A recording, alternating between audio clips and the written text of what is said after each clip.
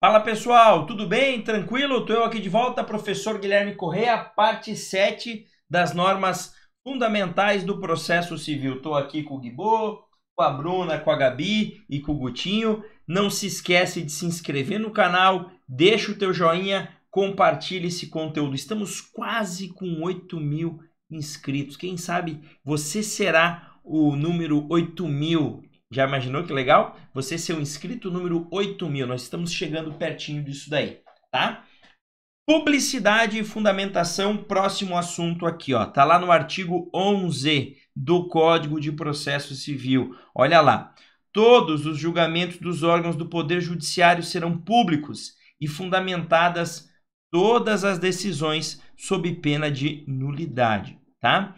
Nos casos de segredo de justiça, pode ser autorizada a presença somente das partes, de seus advogados, defensores ou do Ministério Público. O que é isso? Gente, a regra é publicidade das decisões judiciais. Em resumo, os atos processuais, assim como as decisões judiciais, devem ser de acesso público, tá? Por quê? Porque é o único jeito de eu poder fiscalizar o que é que o Poder Judiciário está fazendo. Então, eu não sei o que o Judiciário está fazendo, então eu preciso ver o que ele está fazendo. Como é que eu vejo? Tendo acesso, podendo ver. E esse poder ver é justamente ter acesso a isso. Por isso que uma audiência é pública, um julgamento é público, os autos de um processo são públicos também, tá? Imagine que você esteja lá passando pelo YouTube, acompanhando as minhas aulas e de repente aparece ali nos recomendados um vídeo de uma sessão de julgamento do Tribunal de Justiça aqui do meu estado, aqui do Paraná. Você vai poder acompanhar normalmente. Por quê? Porque aquilo ali é um ato público, por causa desse artigo 11 aqui, e não só por isso. O artigo 93 da Constituição também vai prever isso daí, tá? Agora, tem sessões de julgamento que estão lá julgando, por exemplo, um processo que envolva o interesse de um... Vamos imaginar uma guarda de um filho, tá? Opa, guarda de um filho incapaz. Esse é um dos casos em que você terá o segredo de justiça por força de lei. Me conta aqui embaixo, inclusive, por curiosidade, se você quer que eu grave uma aulinha para explicar quais são os casos que tramitam em segredo de justiça. Me conta aqui embaixo, que se tiver uma aceitação bacana, eu vou gravar, tá bom? Beleza? Então, a regra é a publicidade. Maravilha.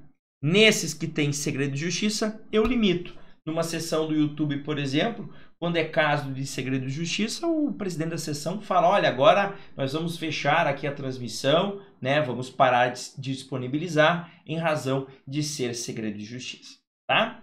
E junto, esse artigo 11 vai falar da fundamentação das decisões judiciais. Gente, a fundamentação está lá na Constituição, está aqui no artigo 11 e está lá no artigo 489 do CPC. Inclusive, eu esmiucei ele bastante quando trabalhei com o tema da sentença. Eu não preciso nem te contar que também tem aula de sentença aqui no canal. Então assiste lá para você entender, tá? Mas basicamente é o seguinte, o juiz precisa dizer por que é que ele está chegando àquela conclusão, por que é que ele está decidindo daquela forma, por que é que ele está acatando a tese do autor e não a tese da defesa, ou por que ele acatou a defesa e não os argumentos do autor, ou por que ele acatou parcialmente os argumentos do autor. Ele vai ter que contar isso lá no momento de fundamentar a decisão judicial dele. Beleza? Tranquilo? Inclusive, a fundamentação é um outro mecanismo de controle. Eu só posso saber se o Poder Judiciário está fazendo as coisas certinhas se eu poder olhar as razões que estão levando o juiz a decidir nessa ou naquela forma, nesse ou no outro sentido, tá? E para a gente fechar o tema das normas fundamentais do processo, gente, a gente vai trabalhar aqui com o artigo 12, tá? Ele é um artigo longo, então a gente não vai conseguir finalizar tudo aqui nesse bloco. Então a gente vai começar um pouquinho aqui, eu vou te explicar a ideia do artigo 12 e depois eu vou esmiuçando ele aos pouquinhos. Aqui não tem muita teoria envolvida não, aqui é basicamente olhar para o texto de lei. há apenas uma razão de existir desse dispositivo que eu vou te contar. Primeiramente, eu vou fazer a leitura do caput para você entender do que se trata. É aquilo que a doutrina chama de ordem cronológica para julgamento. Ordem cronológica para julgamento. Esses dias eu marquei lá de conversar com um magistrado a respeito de um caso meu que já estava concluso há mais ou menos uns 60 dias e não tinha vindo decisão. E aí o juiz foi super educado, super solícito e me disse: doutor, eu estou respeitando a ordem cronológica de conclusão. E aí eu disse: então tudo bem. E aí eu falei: doutor, eu poderia saber qual é a ordem do meu processo? Aí ele: claro, pela minha ordem aqui, a gente está fazendo hoje os processos que vieram conclusos no dia 10. O do senhor veio no dia 14. Então, se tudo der certo, hoje a gente termina no dia 10, amanhã termina no dia 11, isso era uma quinta-feira, na segunda-feira o dos dia 12, na terça dia 13 e na quarta-feira da semana que vem, se tudo der certo, eu vou despachar o processo do senhor, vou decidir no caso do senhor. Falei: que legal, então beleza. Sabe quando você vai no restaurante e alguém chega lá e olha, tem fila de espera, aí você coloca lá o teu nomezinho, aí vira e mexe, você vai lá e pergunta, né? Em que lugar que tá? E falta quantos para mim, né?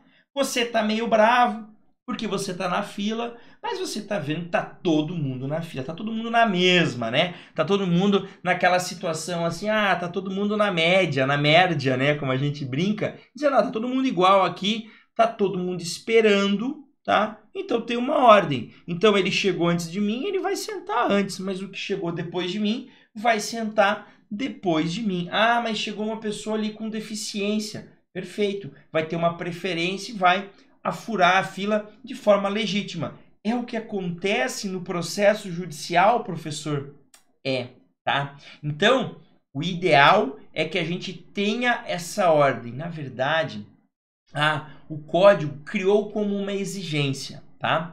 A lei 12153 de 2016 fez algumas alterações no novo CPC e mudou um pouquinho isso, dando preferência e não obrigando que seja assim. Mas o objetivo dessa regra é o seguinte: olha, antigamente tinha processo que ia ficando. E por que ia ficando? Porque era difícil. Então o juiz escolhia fazer os mais fáceis primeiro. O juiz é ser humano. A gente tem um pouco dessa tendência de procrastinar. Eu tenho 10 tarefas para fazer. Qual que eu faço primeiro?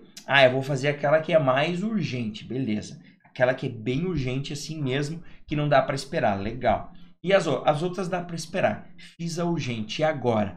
Eu vou fazer a mais fácil. Beleza. Aí amanhã a mesma coisa. Aquela difícil de ontem você não fez, ficou para amanhã.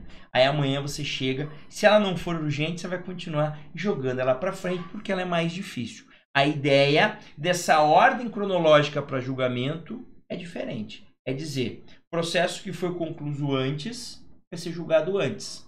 Processo que foi concluído por um magistrado depois vai ser julgado depois. Olha o que diz o artigo 12, a cabeça do artigo 12 do CPC.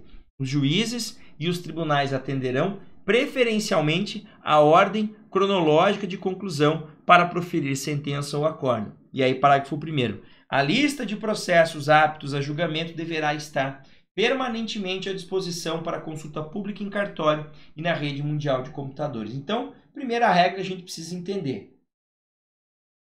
Há que se dar preferência à ordem cronológica de conclusão para sentenciar os juízes de primeiro grau, para proferirem acórdãos os tribunais de justiça, tribunais regionais federais, tribunais superiores como o STJ, Supremo e por aí vai, tá? Então, eu tenho 4 processos conclusos para sentença, professor. Qual sentença vai sair primeiro? O que chegou primeiro para o juiz. Chegou um dia 10, outro dia 11, outro dia 12, outro dia 13, do dia 10 sentencia primeiro, dia 11 na sequência e assim por diante. E eu preciso ter acesso a essa lista aí, tá? Essa é a regra, prof. Essa é a regra.